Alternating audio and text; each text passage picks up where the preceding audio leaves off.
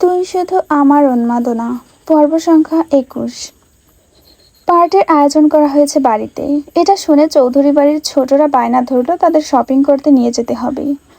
সিমিও তাই যাবে। বাড়ির প্রতিটা পুরুষ বিজি, কালকে বিজনেসের জন্য পার্টি রাখা হয়েছে। বাড়ির মহিলারাও সবাই কাজে ব্যস্ত, এখন তাদের নিয়ে যাওয়ার মতো কেউ নেই।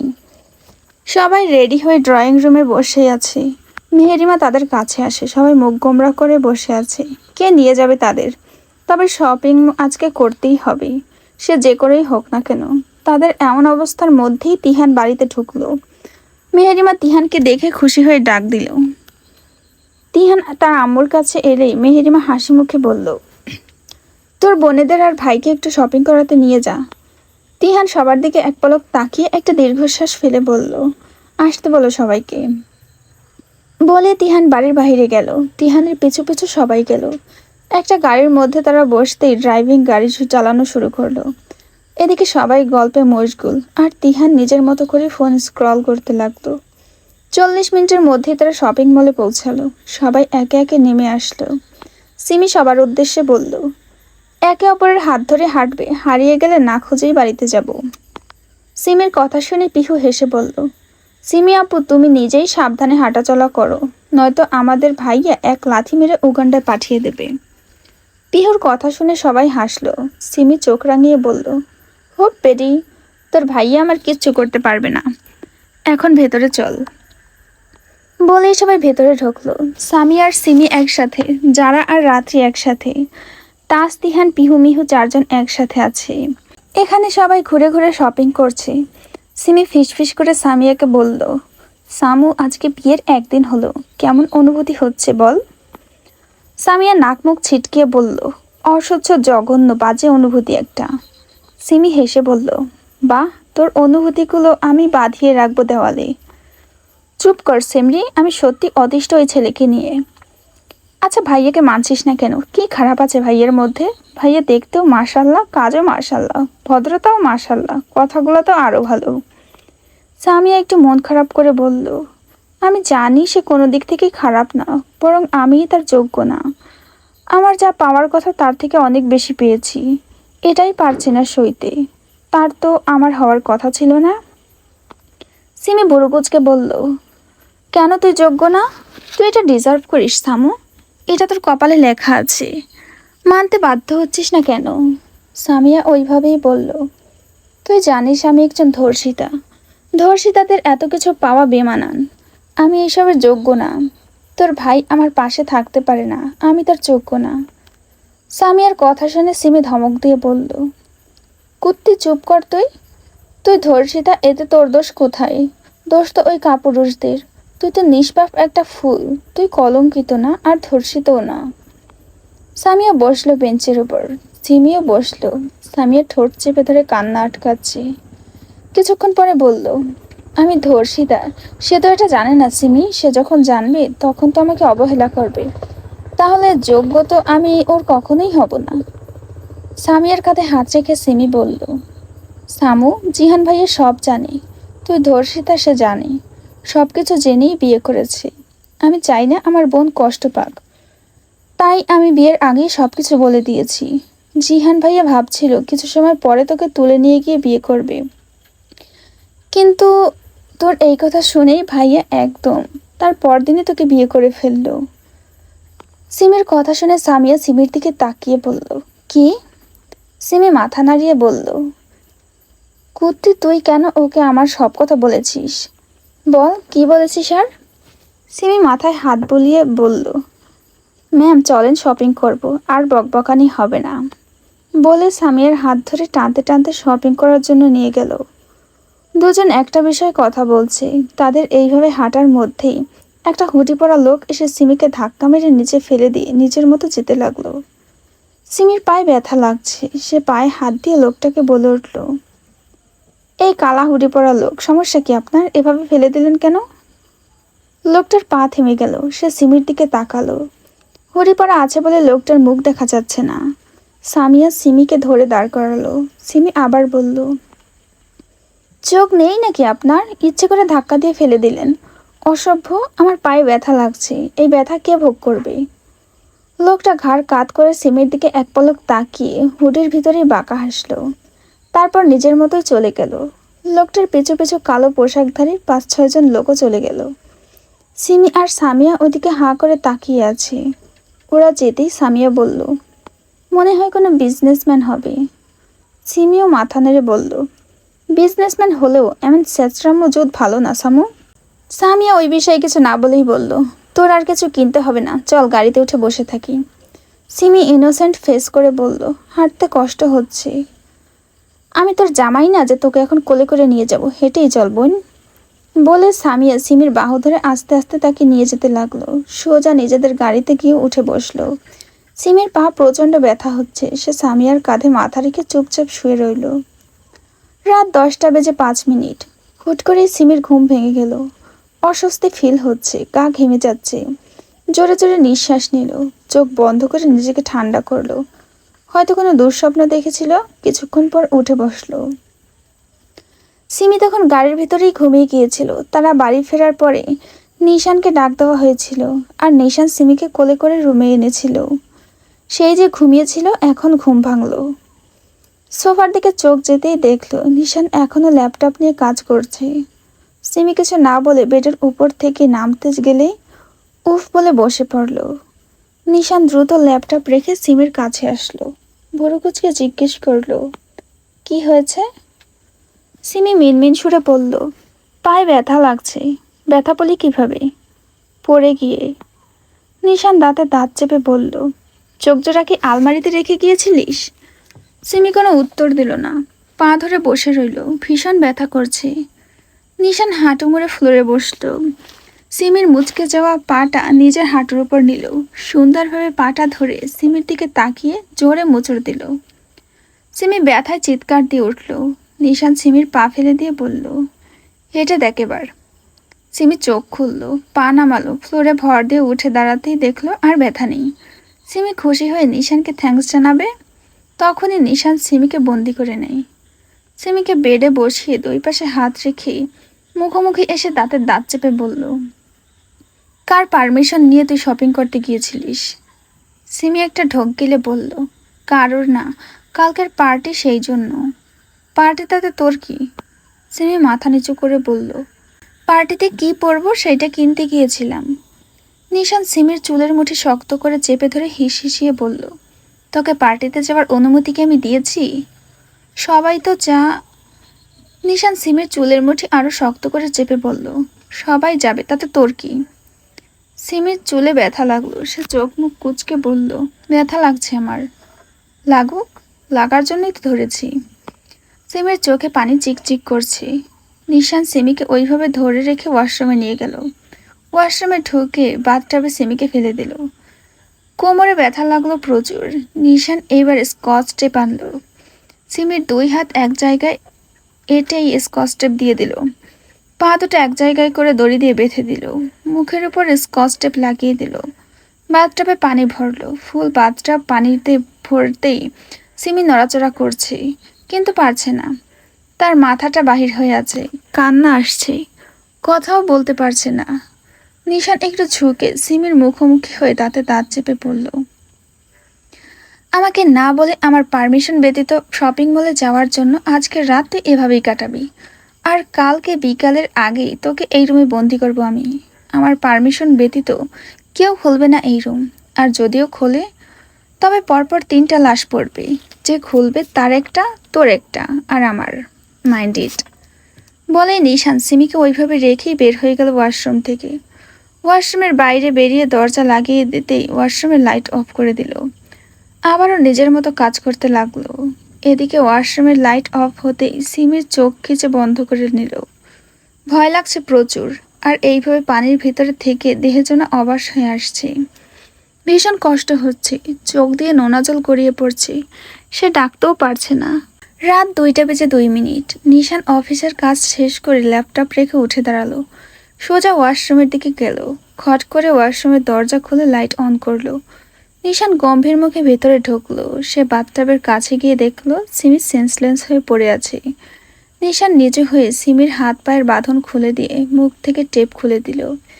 সিমিকে কোলে তুলে নিয়ে রুমে গেল। সোফার উপর শুয়ে দিয়ে কাভার্ড থেকে নিশানের নিজের একটা শার্ট বের করে সিমির ভেজা কাপড় খুলে পরিয়ে দিল। পরে আবার কোলে নিয়ে বেডে শুয়ে দিল। এসি অফ করে গায়ে ব্ল্যাঙ্কেট ভালোভাবে জড়িয়ে দিল। সিমির মাথায় হাত দিয়ে দেখলো জ্বর আসছে। নিশান ওয়াশরুম থেকে একটা মগে করে পানি আনলো। নিজের রুমাল ভিজিয়ে সিমির কপালে জলপট্টি দিতে লাগলো। সিমির পাশে বসে ডান হাতটা নিজের হাতের মধ্যে নিল। মুখের দিকে তাকিয়ে রইল ঘোর লাগা দৃষ্টিতে। হুট করে বলে উঠল, কেন বুঝিস না ইস্যু তুই আমাকে? বল, কেন বুঝিস না? কেউ তোর ভালো চায় না। তোকে যত প্রোটেক্ট করতে চাই তুই ততই বাহানা খুঁজে হারিয়ে যাস। কি পেয়েছিস কি আমাকে? তোকে কষ্ট দিয়ে আমি নিজেও ভালো নেই, এটা তুই কেন বুঝিস না? তুই আমার কাছে কতটা ইম্পর্টেন্ট সেটা তুই কখনোই জানতে পারবি না, কারণ তুই তো আমাকে বোঝার চেষ্টাই করিস না। আমার জীবনটা অতটাও দামি না যতটা তুই আমার কাছে দামি। আমার দুনিয়া একদিকে আর তুই অন্যদিকে। তুই কবে বুঝবি আমাকে? আমার ব্যক্তিগত সম্পদ তুই। সেটা আজ থেকে নয়, তোর 5 বছর বয়স থেকে তুই আমার ব্যক্তিগত সম্পত্তি হয়ে গিয়েছিস। নিশান থামলো। কিছুক্ষণ পরে দাঁতে দাঁত চেপে বলল, আজকেই লাস্ট। আমার কথার একটু অবাধ্য হলে গড প্রমিস তোকে মেরে দাফন করে নিজেও মরে দাফন হব। বলেই নিশান উঠে দাঁড়ালো, ব্যালকনিতে চলে গেল। সেখানে গিয়ে সিগারেট ধরিয়ে টান দিতে লাগলো। রাগ হচ্ছে প্রচুর। এই ইডিয়েট আগেও কথা শোনেনি, এখনো শোনে না। রাগে মাথা ফেটে যাচ্ছে। সিগারেট টান দিতেই আছে। পরপর 6টা সিগারেট শেষ করলো। মাথা কিছুতেই ঠান্ডা করতে পারছে না। এদিকে রুমের ভেতর সিমির জ্ঞান ফিরল। মাথা ভার হয়ে আছে। চোখের পাতাগুলো যেন 10 কেজি ওজন, খুলতে পারছে না। কথা বের হচ্ছে না মুখ থেকে। সারা দেহ অবশ হয়ে আছে। তবুও বহু কষ্টে চোখ খুলল। চোখ খুলে বড় বড় নিঃশ্বাস নিতে লাগলো। ধীরে ধীরে উঠে বসলো। দেহে বলও নেই। সেই দুপুরে খাওয়া হয়েছে, আর কিছু খায়নি। সিমি খেয়াল করলো বেলকনি থেকে আওয়াজ আসছে কিছুর। সিমি উঠে দাঁড়ালো, আশপাশে তাকিয়ে নিশানকে খুঁজলো। ধীরে ধীরে বেলকনির দিকে গেল। গিয়ে দেখলো নিশান সিগারেট টানছে। সিমি অবাক হয়ে বলল, আপনি সিগারেট খান? সিমির আওয়াজ পেয়ে নিশান সিমির দিকে ফিরল। সিমির কোমর ছোঁয়া চুলগুলো এলোমেলো হয়ে আছে। নিশানের পরিয়ে দেওয়া শার্ট হাঁটুর একটু উপরে উঠে আছে। শার্টের বোতাম উপরের দিকে 3টা খোলা। মেইলি সর্বাঙ্গ বোঝা যাচ্ছে ভালোভাবেই। নিশান কিছুক্ষণ তাকিয়ে থেকে সিগারেট একটা টান দিয়ে বলল, তুই এখানে কি করছিস? সিমি আগের মতোই বলল, আপনি সিগারেট খান? নিশান ভুরু কুঁচকে বলল, আমি তোর প্রশ্নের উত্তর দিতে পছন্দ করি না। সিমি নাক চেপে ধরে বলল, তাহলে পরীক্ষার প্রশ্নে কোনোদিন আনসার লেখেননি, তার মানে আপনি ফেলটুস? সিমির কথা শুনে নিশান সিগারেট আরেকটা টান দিয়ে সিমির কাছে গেল। সিমি পেছাতে পেছাতে দেওয়ালে পিঠ ঠেকলো। নাক মুখ চেপে আছে। নিশান সিমির একদম কাছে গেল। তাদের মধ্যে কোনো দূরত্ব নেই। সিমির মুখ থেকে হাত সরিয়ে শক্ত করে চেপে ধরলো। সিমির কোমরও শক্ত করে চেপে ধরে ঠোঁটের কাছে ঠোঁট নিয়ে গেল। সিমির ঠোঁট নিজের ঠোঁটের দখলে নিয়ে মুখের ভেতরে থাকা সিগারেটের ধোঁয়াগুলো সব সিমির মুখে ঢুকিয়ে দিল। সিমির দম বন্ধ হয়ে আসতে লাগলো। নিশানের থেকে ছাড়া পেতে যাচ্ছে, কিন্তু পারছে না। নিঃশ্বাস আটকে আছে। নিভু নিভু চোখে তাকিয়ে আছে। এমন সময় নিশান ছেড়ে দিল। সিমি ছাড়া পেতেই বড় বড় নিঃশ্বাস নিল, কাশতে লাগলো। নিশান নিজের ঠোঁট মুছে নিয়ে বাঁকা হেসে বলল, এত ওভার পসেসিভ কিছু আমি লাইক করি না, তাই হালকার উপর ঝাপসা দেখালাম তোকে। দ্বিতীয়বার প্রশ্ন করার আগে যেন এই কথা মনে থাকে। বলে সিমিকে কোলে তুলে নিয়ে রুমে গেল। সিমিকে বেডে ফেলে দিয়ে নিচেও সিমির কাছে গেল। গলায় মুখ ডোবালো, ঘাড়ে কামড় দিল। সিমি চোখ মুখ খিচে বন্ধ করে নিল। সিমির কানের কাছে মুখ নিয়ে ফিসফিস কণ্ঠে বলল, আমি মারবো, আবার নিজের ইচ্ছাতেই কাছে টেনে আদর করব। আমার বিষাক্তময় অত্যাচার আর আদর সহ্য করে নে জান বাচ্চা। বলে নিশান সম্পূর্ণ ভার ছেড়ে দিল সিমির উপরে। রাত 3:30 বাজে। নিশান সিমিকে কোলে নিয়ে ওয়াশরুমে ঢুকে পড়ল। গোসল করিয়ে আবার কোলে করে রুমে এনে নিচে জামা কাপড় পরিয়ে ব্ল্যাঙ্কেট গায়ে জড়িয়ে দিল। নিজেও টি শার্ট আর ট্রাউজার পরে রুম থেকে বের হয়ে গেল। প্রায় 3-4 ঘন্টা ধরে সে পানির ভিতর ছিল। এখন গোসল করলো। নিশান বলল চুপচাপ বসে থাকতে, তাই বসে আছে। নিশান সোজা কিচেনে গেল, ফ্রিজ থেকে ভাত আর তরকারি বের করে গরম করলো, তারপর প্লেটে নিয়ে আবার রুমে ঢুকলো। সিমির পাশে বসে লোকমা মাখিয়ে মাখিয়ে গালে তুলে খাইয়ে দিল, সাথে নিজেও খেলো। খাবার শেষ করে নিশান সিমিকে পেন কিলার আর একটা অ্যান্টিবায়োটিক দিল। ডক্টরের কাছে ফোন দিয়ে জিজ্ঞেস করায় ডক্টর এটাই দিতে বলেছিল। নিশান বেডে গিয়ে লাইট অফ করে দিয়ে ঘুমিয়ে পড়লো সিমিকে বুকের মাঝে জড়িয়ে ধরে। রাতের আধার কেটে ধরনতে সূর্যের আগমন ঘটল। চারিদিকে পাখির কিচিরমিচির ডাক। চৌধুরী ম্যানশনে ভোর হতেই সবাই কাজে লেগে পড়েছে। সন্ধ্যায় বিজনেস পার্টি আছে, সেই জন্য সবাই কুচকাচ করছে। ছাদে সবকিছু ঠিক করা হয়েছে। নিশান উঠে পড়েছে, সাথে জিহান, দুজন মিলে একই রুমে বসে অফিসের কাজ করছে। সিমি এখনো ঘুমিয়ে আছে। বাড়ির গিন্নিরা সকালের নাস্তা রেডি করছে। মিষ্টি এসে দাঁড়ালো সেলিনার পাশে। সেলিনা হেসে বলল, কিছু খাবি মামনি? মিষ্টি বলল, খালামণি একটু এদিকে আসো তো, কথা বলবো। সেলিনা হাতের কাজ ফেলে রেখে মিষ্টির কাছে চলে গেল। কিয়া এটা দেখে রোজিনাকে বলল, দেখেছ মেজো আপা, বড় আপা এই মেয়েটাকে কত ভালোবাসে। এই মেয়ের জন্য আমাদের সিমিকে মারতে চায়। ছি, কতটা জঘন্যতম কাজ। রোজিনা কেয়াকে শাসিয়ে বলল, কেয়া, এসব বড়দের সম্পর্কে বলা উচিত না। বড় আপা আমাদের বড়, আমাদের ঢাল, উনি এই পরিবারে একইভাবে শক্তপোক্ত করে ধরে রেখেছে, এভাবে বলা উচিত না। তুমি এত সহজ সরল কেন মেজো আপা? তোমার মেয়েকে সে মারতে চায়, এরপরও তুমি তাকে ভালো বলছো, সম্মান করছো। রোজিনা কেয়াকে বুঝিয়ে বলল, দেখ কেয়া, বড় আপা অন্যায় করেছে, আমাদের উচিত তাকে অন্যায় থেকে বের করে আনা, এভাবে অসম্মান করা নয়। উনি খুব ভালো মানুষ, আমি জানি। আমার যখন 15 বছর বয়স ছিল তখন আমার বিয়ে হয়, আর সেই থেকেই বড় আপা রূপী একটা মা পেয়েছি। আমাকে আগলে রেখেছে সব সময়। হয়তো তার ভাবনাতে একটা ভুল হয়েছে, এই বলে আমাকেও যে সেই তালে তাল মেলাতে হবে এমনটা নয়। কেয়া মাথা নাড়িয়ে হাতের কাজ করতে করতে বলল, তুমি যা বলেছ সেটা ঠিক, তবে বড় আপা বুঝলে ভালো, না বুঝলে নিজের পায়ে নিজেই কুড়াল মারবে। আমাদের নিশান সিমিকে অনেক ভালোবাসে, সিমিকে দ্বিতীয়বার আঘাত করতে চাইলে নিশ্চয়ই কিছু করবে। রোজিনা কিছু বলল না, শুধু একটা দীর্ঘশ্বাস ফেলল।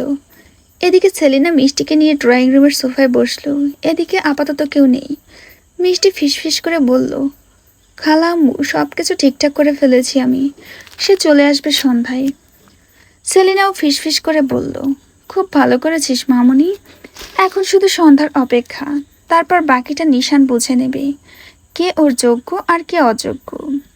মিষ্টি হাসলো, তারপর উঠে নিজের রুমে চলে গেল। সেলিনাও উঠে কিচেনে গিয়ে নিজের মতো কাজ করতে লাগলো। সামিয়া, যারা আর রাত্রি তিনজনের নিশানের রুমে ঢুকলো। দেখলো সিমি এখনো ঘুমিয়ে আছে। সামিয়া গিয়ে সিমির মাথায় চাটি মারলো।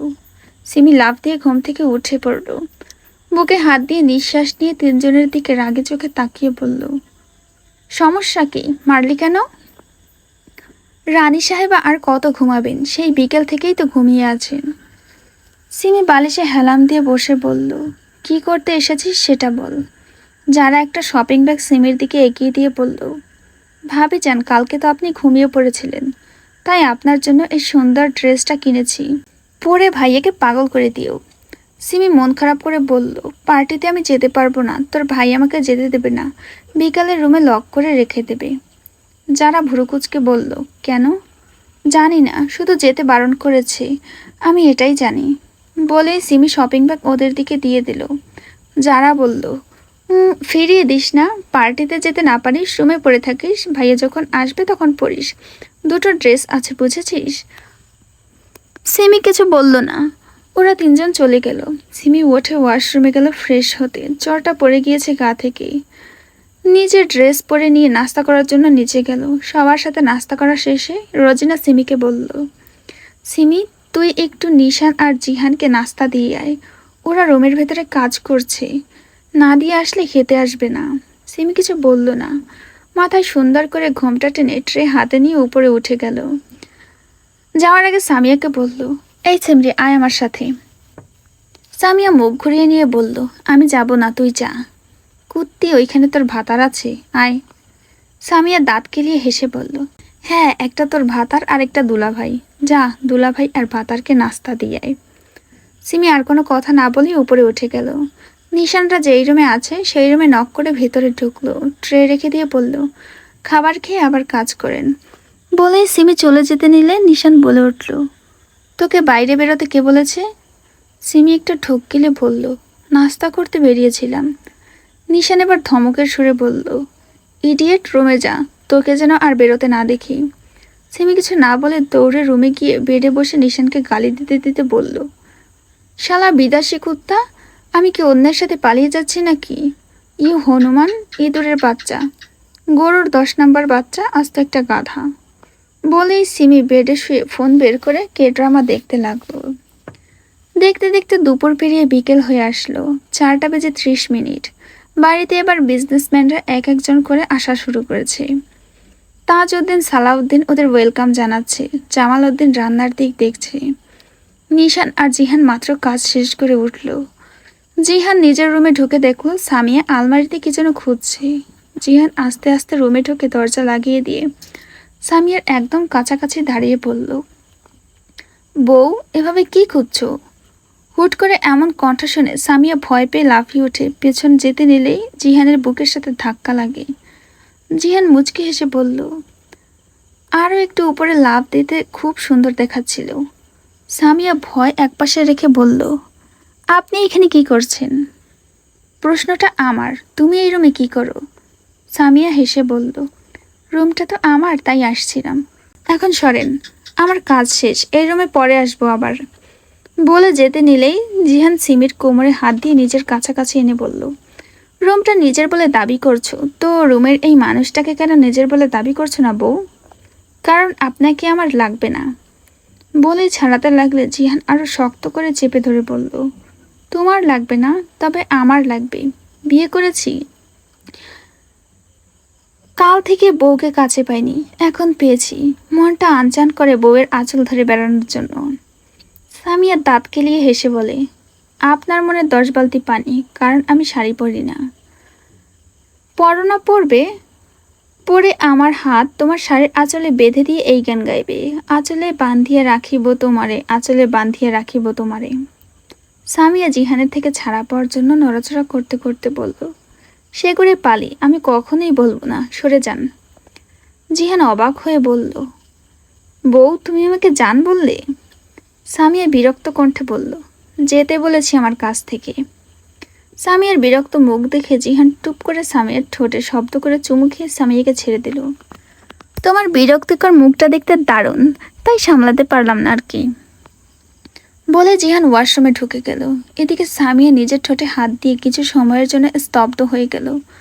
হুশে ফিরতেই সে ওয়াশরুমের দরজার দিকে তাকিয়ে গালি দিতে দিতে রুম থেকে চলে গেল। নিশান রুমে এসে আগে শাওয়ার নিয়ে নিল। সে নিজেকে রেডি করে নিল একেবারে। কালো স্যুট পরেছে। সিমি চুপচাপ বসে ফোন দেখছে, কিন্তু আর্যকে নিশানকে ঠিকই দেখছে। নিশান নিজের চুল সেট আপ করতে করতে বলল, এত আর্যকে না দেখে সরাসরি দেখ, তোর হাজবেন্ড এত সুন্দর, তুই দেখতে থাক। সামিয়া চোখ নামিয়ে ফোন দেখতে দেখতে বিড়বিড় করলো, সুন্দর না ছাই, বিদেশি কুত্তা, আমি দেখছি কিভাবে বুঝলো? নিশান এবার সিমির কাছে আসলো। সিমির বাহু ধরে টেনে তুলে সিমির কপালে গভীর চুমু দিয়ে বলল, আমি রুমে খাবার পাঠিয়ে দেব, রুম থেকে একদম বেরোবি না যতক্ষণ পর্যন্ত না আমি আসছি, চুপচাপ ফোন দেখ। সিমি কিছুই বলল না। নিশান এবার সিমির ঠোঁটে শব্দ করে চুমু খেয়ে বাহিরের দিক থেকে রুম লক করে বেরিয়ে গেল। সব গেস্টদের ওয়েলকাম জানানোর জন্য সিমি উঠে ফ্রিজ থেকে আইসক্রিম নিয়ে আসলো। বেডে বসে আইসক্রিম খেতে খেতে ফোন দেখতে লাগলো। মিষ্টি ফোন হাতে নিতে কাউকে কল দিল। 2-3 বার রিং হতে কল রিসিভ হলো। মিষ্টি গম্ভীর কণ্ঠে বলল, কোথায় আছো তুমি? ওপাশ থেকে বলল, আমি চলে এসেছি। নিশানের সাথে আপাতত এখনো দেখা হয়নি, ওর সাথে দেখা করার পরেই আমি আসবো। আমি 2য় তলায় থাকবো, আমাকে কল দেবে। খুব রিস্কের কাজ, কিন্তু সাবধানে করতে হবে। আমি জানি, তোমার চিন্তা করতে হবে না, রাখছি। বলে কল কেটে দিল। মিষ্টি বাঁকা হেসে বলল, কিছু সময়ের অপেক্ষা, তারপর ধামাকা। সেও আর দাঁড়ালো না, রুমে গিয়ে সুন্দর ড্রেস পরে পার্টিতে জয়েন হলো।